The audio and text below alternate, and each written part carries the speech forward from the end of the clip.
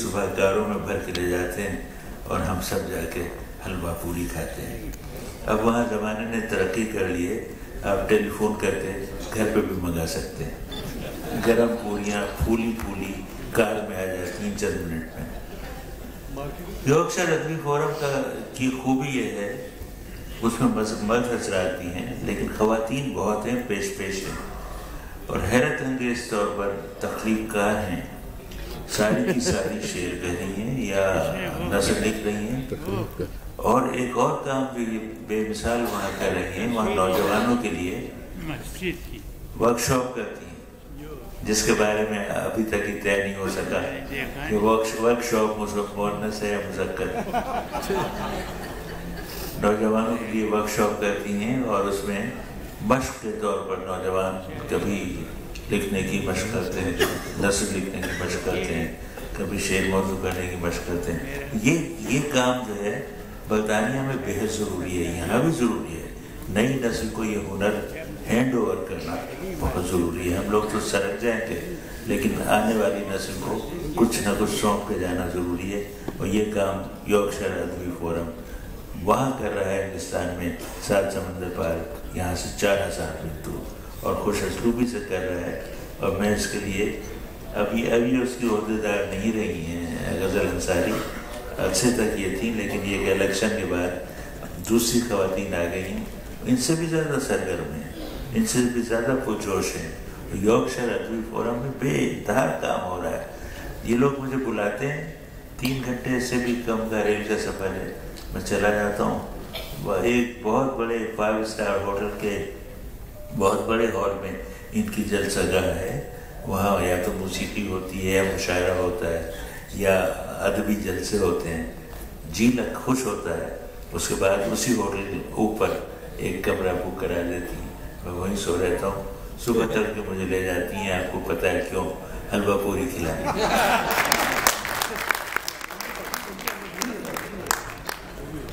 بہت شکریہ, آپ نے آنکھوں دیکھا حال بیان کیا, آپ کے بہت شکر گزار ہیں.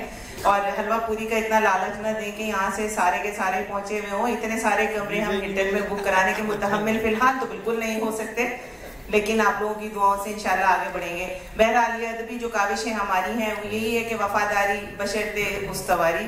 بحیثیت ایک ادبی شخصیت اور شاعر ادیب اپنے فن سے, تہذیب سے اور انسانیت سے جو وفاداری ہمارا اولین فریضہ ہے, وہی ہم اس کا ایک ادنا سی کوشش ہے اپنی کر رہے ہیں کہ یہ معاملہ چلتا رہے اور وہاں پر ہم یہ دیا جلائے رکھیں. اور یہ جو یہاں اس کانفرنس میں پچھلے سال سے ہم نے کوآرڈینیشن شروع کی ہے, یہ بھی ایک طرح کی برجنگ ہے. ہم یہ چاہتے ہیں کہ ہم یہاں سے ٹوٹے نہ, ہم جڑے رہیں اس بہانے ہی صحیح, اور اس بہانے ہم آپ لوگوں کے درمیان رہیں گے, آپ ہمارے ساتھ رہیں گے پورے سال. یہ ایک سلسلہ چلتا رہتا ہے کہ اب اگلے سال کیا ہے, we need to look forward for something, کہ ہمیں یہ کرنا ہے. اس کی وجہ سے ہم میں ایک جان رہتی ہے, ایک جذبہ رہتا ہے, اور ہم اس طرح منزلیں طے کرتے رہتے ہیں. اور یہ چیز انشاءاللہ آگے بڑھے گی اگر اسی طرح سے یہ کانفرنس چلتی رہی. اللہ تعالیٰ احمد شاہ کو بہت ساری ہمتیں دے, ان کی ہمت کو جوان رکھے, ان کی بیگم کی طرح. اور بہت اور میرا خیال میں انہی کا ہاتھ ہے ان کے پیچھے, جو مجھے یہی لگتا ہے کہ اتنی پیاری سی جو شخصیت ہے ان کے ساتھ ہیں. اور احمد شاہ کو جب بھی میں دیکھتی ہوں, 5 سال 6 سال ہو گئے, ہمیں تو 2 سال ہوئے ہیں. میرا خیال ہے کہ جو ہماری تنظیم کے پیچھے ایک جو یہ ہمارا جو سٹارٹ ہوا ہے, تو ایک ہوتی ہے حسد, ایک ہوتی ہے تقلید. تو میں نے ان کو دیکھ کر مجھ میں بھی مجھے لگتا ہے کہ اتنی قسم ایک انرجی ہے, اور میرا دل چاہتا ہے کہ کچھ نہ کچھ کریں. تو ان کو میں میرے خیال میں کچھ آئیڈیلائز کر کے اس میں زیادہ کوششیں کرتی رہتی ہوں, اور ایک کے بعد ایک کچھ نہ کچھ, ہمت ہو یا نہ ہو, لیکن اس میں ہاتھ ڈال دیتے ہیں. اور ان چیلنجز کو ہم جب پورا مطلب کوشش کرتے ہیں تو وہ پورا ہو بھی جاتا ہے. انہیں میں سے ایک ایوارڈ کا سلسلہ ہے جو میں کرنا چاہ رہی تھی. اور جہاں تک آپ نے کہا کہ عہدیدار واقعی میں نہیں رہے, لیکن ہم 6 افراد برابر کے ہیں, اور الیکشن کا ہم نے اسی لیے شروع سے ایک یہ حساب رکھا کہ یہ تنظیم ٹوٹنے نہ پائے, چلتی رہے. کسی کو لائم لائٹ میں آ کر ایسا نہ ہو کہ باقی لوگ اس میں دکھ میں آ جائیں. تو یہ ایوری ایئر یہ الیکشن ہوتے رہتے ہیں, لیکن ان الیکشنز کا صرف مقصد جمہوریت کو قائم کرنا ہوتا ہے. اور ہم نے سوچا پاکستان کے لیے ہم یہ ایک چھوٹی سی جو جماعت ہے اس کو ایک نمونہ بنا دیں کہ اس کو کہتے ہیں جمہوریت, اور یہ چلتی رہے. تو اب میرا خیال ہے کہ میں خورشید رضوی صاحب سے کہوں گی کہ 2 منٹ اپنے کچھ کلمات سے نوازیں, تو پھر ہم آج کی جو ہماری مین شخصیت ہیں ان کو پھر دعوت دوں گی. خورشید رضوی صاحب اگر آپ 2 منٹ. بہت سارے تالیوں میں. ہمیں یہ اعزاز حاصل رہا کہ خورشید رضوی صاحب آئے اور ان کے ساتھ ہم نے جو ناشتہ کیا تو یقین کیجئے کہ اس میں حلوہ پوری کا مزہ تو چھوڑیے، حلوہ پوری کے مزے کے ساتھ جو ان کی ادبی گفتگو تھی وہ حلوہ ہمیں کھانا نہیں پڑا، وہ اتنے مزیدار تھی، آج تک اس کا ذائقہ ہمارے منہ میں موجود ہے.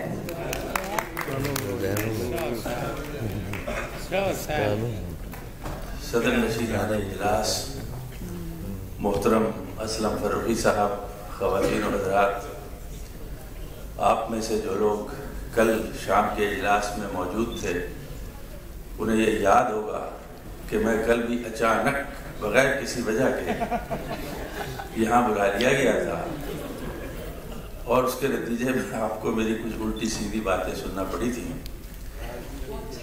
محاورہ تو یہ ہے کہ آمدن بارادت رفتن باجازت، لیکن غزل انصاری کو میں یہ بتا دوں کہ اب جب میں آ گیا ہوں تو اب یہ رفتن بارادت ہوگا. کل کی برابر میں آج بہرحال خالی ذہن نہیں ہوں. کل تو مجھے بھی معلوم نہیں تھا کہ مصنف کون ہے. تو میں یارکشائر کی ادبی فورم سے بھی واقف ہوں اور محترمہ فہمیدہ ریاض سے بھی واقف ہوں، اس لیے کچھ نہ کچھ باتیں میرے ذہن میں ضرور ہیں جس کا موقع انہوں نے اچانک مجھے فراہم کر دیا. یارکشائر ادبی فورم کے بارے میں محترم عابدی صاحب نے وجہ فرمایا کہ وہاں خواتین ہی اس کو چلا رہی ہیں، لیکن یہ دیکھ کر مجھے اطمینان ہوا کہ انہوں نے اپنا میر کارواں جو ہے وہ اشتیاق میر کو بنایا ہوا ہے. اس سے یہ اندازہ ہوا کہ یہ خواتین بہرحال تانیسیت کی علمبردار نہیں ہیں، لیکن یہ ان کے ہاں کمال ہے کہ کوئی ایسی تفریق نہیں ہے اور بڑی فراخ دلی کے ساتھ کوئی بھی جائے، مرد ہو خاتون ہو، وہ یکساں فراخ دلی سے اس کا وہ کرتے ہیں سواگت. تو اس میں مجھے بھی جانے کا اتفاق ہوا. حقیقت یہ ہے کہ میں نے جو دن وہاں گزارا ان کے ساتھ اور پھر الکلی میں وہاں کے جو اس میں فیئر میں، وہ بہت یادگار تھا اور میں آج تک اس سے لطف اندوز ہوتا ہوں.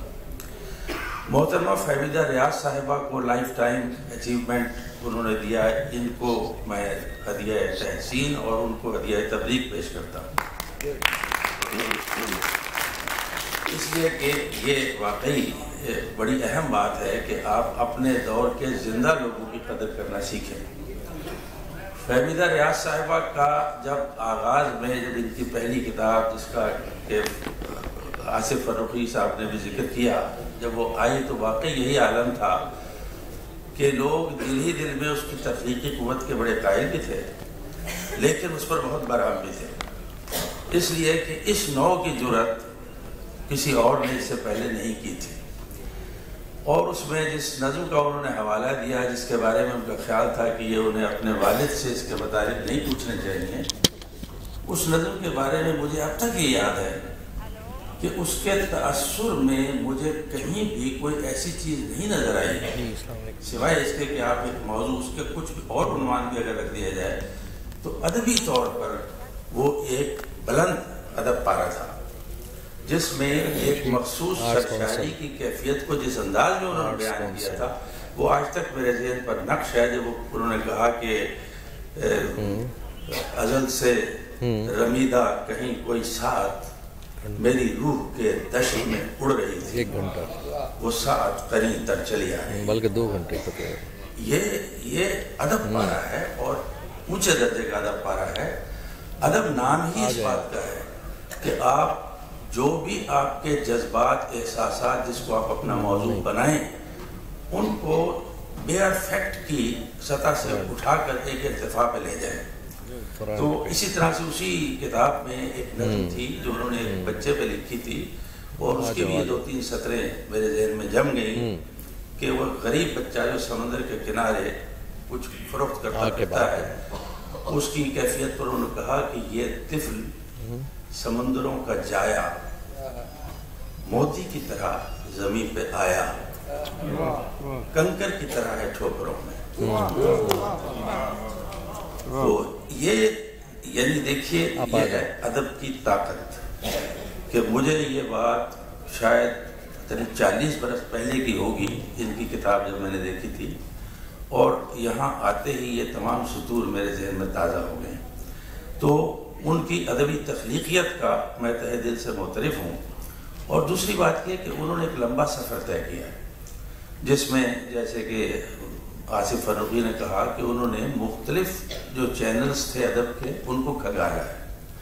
ان کا ایک افسانہ بھی میں نے غالباً دنیا زاد میں ہی پڑھا تھا، جس میں وہ مجھے اس کا عنوان تو یاد نہیں رہا، جس میں انہوں نے وہ جو ابو الہول کی مشہور پہیلی ہے کہ وہ کون سا جانور ہے کہ جو صبح کے وقت چلتا ہے 4 ٹانگوں پر اور دوپہر کو 2 پر اور شام کے وقت 3 ٹانگوں پہ چلتا ہے، اور پھر اس کے ساتھ کچھ اور بھی تھے کہ ہل چلاتا ہوا ایک آدمی جو اس میں اور اتنی آنکھیں ہوتی ہیں. تو اس میں نیریشن میں اتنی گہرائی تھی کہ واقعی اس افسانے کو پڑھ کر احساس ہوتا تھا کہ یہ افسانہ صرف اس لیے نہیں لکھا گیا کہ ایک افسانہ لکھنا ہے، بلکہ باطن میں کوئی ایسا ابال ہے جس نے ان سے یہ افسانہ لکھوایا ہے.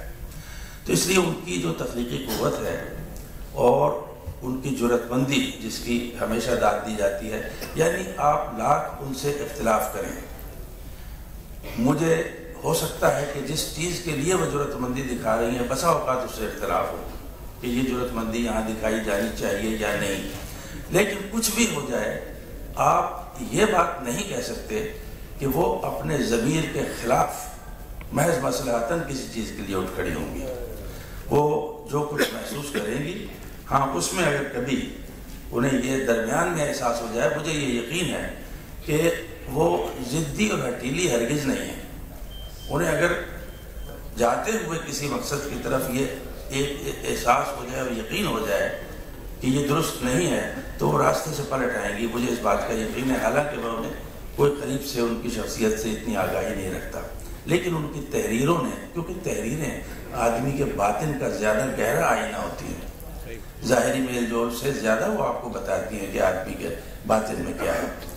تو ان کی یہ تمام چیزیں دیکھتے ہوئے پھر انہوں نے ایک پہلو جس کا ذکر آج نہیں ہوا، انہوں نے رومی اور ہمارے جو کلاسکس ہیں فارسی میں ان کو پڑھا اور ان میں سے بعض کے تراجم کیے. اور یہ بھی اسی بات کی دلیل ہے کہ ان کی جو کویسٹ ہے، جو ایک ہوتی ہے کہ حقیقی روح میں کہ وہ ایک جستجو ہوتی ہے، وہ جستجو کبھی ختم نہیں ہونی چاہیے اور ان کے ختم نہیں ہوئی، اور اس کے لیے انہوں نے نئی سے نئی سرحدیں جو ہے وہ کھگا لی ہیں. تو ان تمام ان کی جہاد کا میں کوئی احاطہ کرنے کا اہل تو نہیں ہوں، لیکن یہ چند تاثرات تھے جو میں نے اپنی طبیعت پہ بہت جینونلی محسوس کیے تھے، جن کا میں نے ذکر کیا. تو اس اعتبار سے میں سمجھتا ہوں کہ یارکشائر فورم بھی بہت مبارکباد کا مستحق ہے کہ وہ حقیقی شخصیتوں کو لائف ٹائم اچیومنٹ ایوارڈ دیتا ہے، اور مستقل یعنی دیار غیر میں بیٹھ کر یہ، بلکہ میں نے تو یہ دیکھا ہے کہ ابھی اس سے پہلے جو ایک اجلاس ہو رہا تھا اس میں یہ شکوہ کیا جا رہا تھا کہ ہم نے اردو میں بہت انگریزی ملانی شروع کر دی ہے بے وجہ. لیکن یہ میرا عجیب و غریب تجربہ ہے کہ ملک سے باہر جہاں جہاں بھی میں گیا، انگلستان میں بھی، ان کے فورم میں بھی، دوسرے فورمز میں بھی، تو میں نے دیکھا کہ وہاں کوئی انگریزی نہیں ملاتا. کم سے کم انگریزی ہوتی ہے ان لوگوں کی گفتگو میں، ان کی نظامت میں، ان کے تمام پروگرام میں. اور عجیب بات ہے کہ پاکستان میں داخل ہوتے ہی انگریزی کی کثرت ہو جاتی ہے. تو یہ اس کا سبب سمجھ میں نہیں آیا کہ ہم واقعی کرسی کو کرسی نہیں کہنا چاہتے، اور میز کو میز نہیں کہنا چاہتے، کتاب کو کتاب نہیں کہنا چاہتے، رنگ کو رنگ نہیں کہنا چاہتے. تو یہ ہم تبدیل کر رہے ہیں، حالانکہ ان تمام چیزوں کے لیے ہمارے پاس بہت اچھے الفاظ موجود ہیں. تو میں بہرحال اختصار کرتا ہوں کیونکہ 2 منٹ کا آپ نے مجھے وقفہ دیا تھا، اس سے یقیناً یہ زیادہ ہو گیا ہے. تو میں دلی ہدیہ تحسین اور ہدیہ تبریک پیش کرتا ہوں آپ کو بھی اور ان کو بھی. اور بہرحال آج کی اس محفل میں آپ نے مجھے بلایا تو مجھے میرے دل میں کچھ احساسات تھے جن کا میں اظہار کر سکوں. بہت شکریہ. بہت شکریہ. اب ہمیں پتہ چل گیا ہے کہ آپ کو بغیر اطلاع کے جب بلایا جائے گا تو آپ بہت اچھا بولتے ہیں. اب آپ آئیں ذرا وہاں یارکشائر، پھر دیکھیں ہم آپ کے ساتھ یہی سلوک کریں گے، کیونکہ آپ بغیر اطلاع کے جب اتنا اچھا بولتے ہیں تو بس اسی طرح آپ کو بلایا جائے گا. بہرحال بہت شکریہ آپ کی حوصلہ افزائی کا بھی. اور ہمارے متعلق آپ نے جن احساسات کا اظہار کیا اس کے لیے بھی بہت شکر گزار ہیں، اور یہ ہمیں تقویت دے رہی ہے یہ بات، اس طرح ہم آگے اور کوششیں اپنی جاری رکھیں گے۔ اور اب میں دعوت دوں گی فہمیدہ ریاض صاحبہ کو آپ کی بہت ساری تالیوں میں، جن کے لیے آج کا یہ پروگرام سجایا گیا ہے، جن کے لیے آج میں اتنی دور سے آئی ہوں، اور یقین کیجئے کہ جو ٹرافی ہے یہ میں اتنی دور سے بڑا سنبھال کے ہاتھ میں اٹھا کے لائی ہوں، کیونکہ میں چاہتی تھی کہ وہیں سے ہم چھوں مل کر یہ پسند کریں اور اس پہ لکھوا کر خاص طور پہ ان کے لیے لے کے آئیں۔ تو یہ آج کی تقریب کی دلہن